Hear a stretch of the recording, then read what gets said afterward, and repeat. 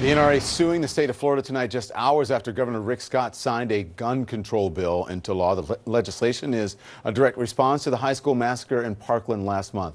I want to talk about this now with David Jolly. He's a former Republican congressman from Florida. Thank you so much, Congressman, for joining us this evening. Good to be with you, Don. The NRA is not happy with this new gun bill that Governor Rick Scott just signed. They are suing the state of Florida. Do you think they will win? You know, they may. I think this is a test case for them in some ways. Look, I think people in Florida, if you are on the side of more responsible gun laws, are struggling between optimism and realism tonight. It is an optimistic moment to see a governor take on the NRA, to see some type of gun control measures move through the state. The three main provisions are harmonizing the age of purchase at 21, harmonizing a wait period to 3 days, and then providing additional police powers when it comes to situations of mental health or emotional health or a distressed individual. But realistically, this law does nothing to advance comprehensive or universal background checks, does nothing to address assault weapons or magazine clips. Clearly, it does nothing nationally. And so I think a lot of gun control advocates are encouraged and saying thank you to state legislators, but at the same time struggling with the fact that it really is not enough for where the heart of the country is right now. The executive director of the NRA Institute for Legislative Action, Chris Cox, said this. He said, "This bill punishes law-abiding gun owners for the criminal acts of a deranged individual. Securing our schools and protecting the constitutional rights of Americans are not mutually exclusive." What's your reaction to that? Yeah, look, I think the Second Amendment is a constitutional right, but it is not absolute. It is not beyond the reach of reasonable regulation. I think the NRA is going to challenge this on grounds that somehow an age limit is arbitrary. I'm not sure the courts will be on their side. Take note something, though, the politics at play here. Our governor is likely to challenge Bill Nelson, an incumbent Democrat, and the NRA has not hit Governor Scott very hard on this. They did not really lay a glove on Governor Scott. They hit the bill very strongly. So time will tell if a deal was struck, to allow Governor Scott to do this, but allow the NRA to hit the bill itself. But will they make up when it comes to the politics of November? I imagine they probably will. Are you surprised that Governor Scott signed this bill? I am. Look, I'm surprised that they did anything in the state legislature. Florida is a very gun-friendly state. We have a number of concealed carry permits. We have stand your ground. So I am impressed that they did something. At the end of the day, this really does nothing to address the epidemic of gun violence in the United States or in the state of Florida. And so, again, I think a lot of Americans are struggling. Look, if your kid keeps bringing home Fs on his report card and then brings home a D, you certainly want to be encouraging, but at the same time, you don't want to reward that behavior as the end result. This bill in Florida is the first of its kind. Will you see more lawmakers stand up and follow suit? So a couple points. One of the very encouraging things here is that we're seeing that states can lead. And we saw this in Connecticut. We've seen this elsewhere. But we're seeing that states can say, you know what, given the inaction in Washington, we can lead on this. And that's a very important point. We're also seeing citizens who are dissatisfied, if you will, beginning to mobilize around perhaps constitutional amendments. I think we'll see an assault weapon ban constitutional amendment try to get organized to be on the ballot in 2020. We also see something in Governor Scott's move this month, and it's this. If you're a politician and you're not speaking to more responsible gun control measures, you're out of step with the American public. Governor Scott knows that. He's going to be on the ballot in November for the U.S. Senate. He knows the American people and people across Florida want more gun control laws, not less. Thank you, Congressman. I appreciate you coming on. When we come back, terrifying new details of exactly what happened inside Stoneman Douglas High School, pieced together with 911 calls and radio dispatches from the deputy who stayed outside while the gunman kept shooting. You're going to hear exactly what the deputy was saying during the shooting, and that's next. Florida Governor Rick Scott ordering an investigation into how police responded as a massacre at the high school in Parkland was underway. The Broward County Sheriff's Office releasing a timeline which includes police radio dispatches, 911 calls, and security video. It shows chaos, confusion, and an officer failing to go inside the school building to confront the gunman. More tonight from CNN correspondent Rosa Flores. I love you. I love you. It's going to be fine. Can you hide somewhere? Can you play dead? As students and parents frantically called 911 for help during the school shooting in Parkland, Florida. I'm sorry, I can't hear you. What's happening? Shooting up markers, Stoneman Douglas. The only armed deputy on campus doesn't go in to stop the shooter. Devastated, sick to my stomach. There are no words. I mean, these families lost their children.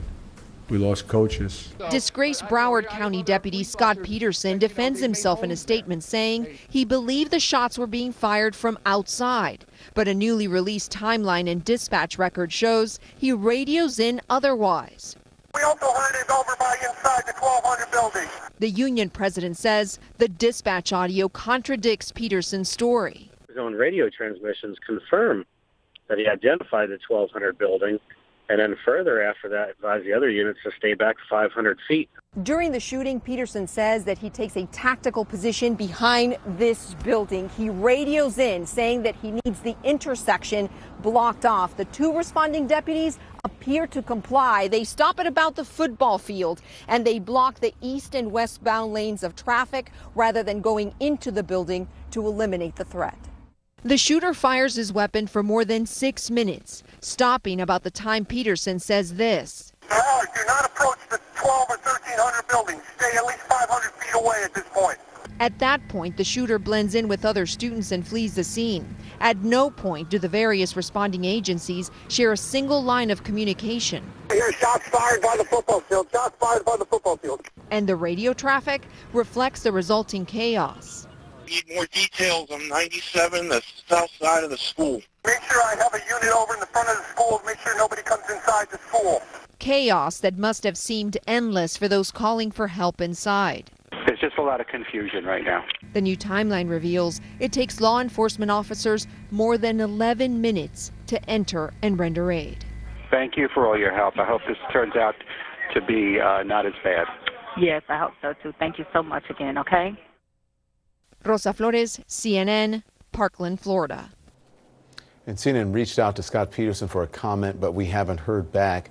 I want to bring in now Jeff Rorta, a retired police officer who's the author of The War on Police, and Neil Franklin, a retired major with the Maryland State Police, who's executive director of the Law Enforcement Action Partnership. Good evening to both of you. It's awful when you just sort of reliving that. You know, Jeff, we just heard that timeline. Peterson tells other officers to not approach the school building. Meanwhile, frantic parents are calling and kids and teachers are dying. It's unbelievable. Yeah, and I think you get a flavor now that these tapes have been released of how frantic and chaotic these situations are, these live fire situations. And, you know, the video is just chilling and hard to listen to when you know what's going on inside that building in hindsight. Yeah. Neil, looking at the response to this shooting now, I mean, when you hear the confusion on the radio, and we've learned the police departments couldn't even talk to each other, there were so many points where the response went wrong. How do you address it and try to fix this? Well, first of all, it's not just for the sheriff's office there in Parkland PD to fix. They have a communications problem that they definitely need to fix. If you're working in the same area, same jurisdictions, you've got to have that capability, which has been available for decades for police departments and their officers to talk to one another during an emergency like this. So that's one thing. The second thing is Scott Peterson, the directions that he was giving the responding officers, this is really important, and I need for people to understand this. Because first we were questioning why those officers did not go into the school when they responded. But now it's clear that Scott Peterson was giving directions to those officers. And those officers, because they're not on the scene, are going to rely 100% on what's communicated to them by the person who's on the scene, because they don't want to come into a very dangerous situation. They don't know if the shooting is outside and whether a long gun is being used. So they're going to rely on that officer until they get there and can see for themselves. But here's the other thing, Don. When they did arrive, and a few minutes did go by, they were then in a position to see and recognize that the shooting was in the school.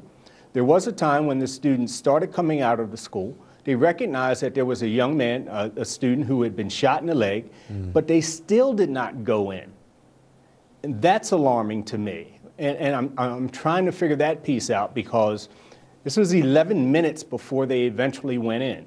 And I think he stopped shooting after 6 minutes of arriving at the school. Yeah. And so you had injured students, people in that school who needed immediate attention. Yeah, so many things went wrong. Jeff, I'm wondering what your reaction, though, is to Governor Rick Scott signing the Marjorie Stoneman Douglas School Public Safety Act into law today. Do you think that's a good thing?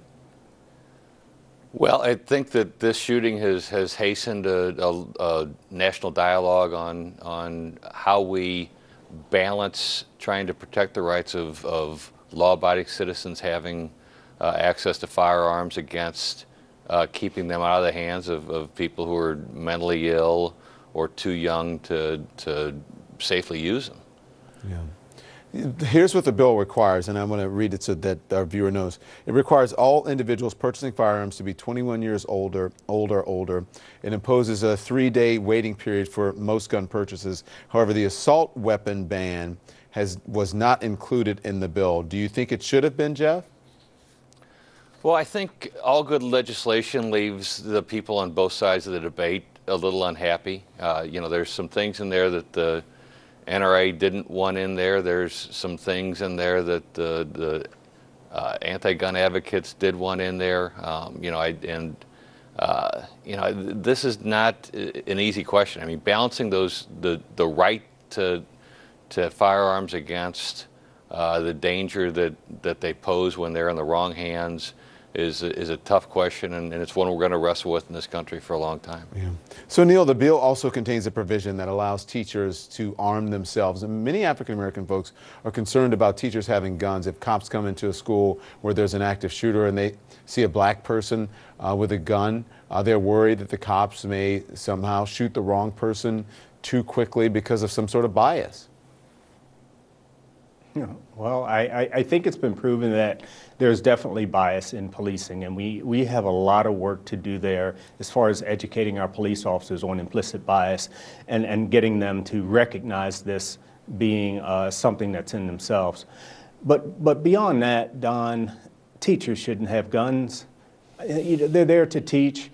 There's so much that goes, so much responsibility that comes with that. Where do you store the gun? What happens when you go to the restroom? You know, we have trained police officers that have misfires all the time, accidental discharges all the time. And these are trained folks, you know, who have been carrying guns for years, and it still happens.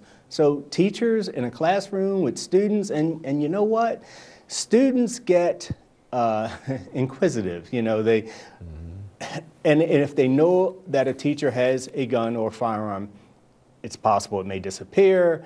They may get curious about it. You just don't know what's going to happen. No teachers with guns in our schools. That's my opinion. Neil and Jeff, thank you so much. I appreciate your time. Thanks, Don. And some sad news tonight about the only Parkland student still in the hospital. The condition of 15-year-old Anthony Borges has been downgraded from fair to critical after emergency surgery. He was heroic during the shooting, protecting his classmate by barricading a door with his body. He was shot 5 times. We'll be right back.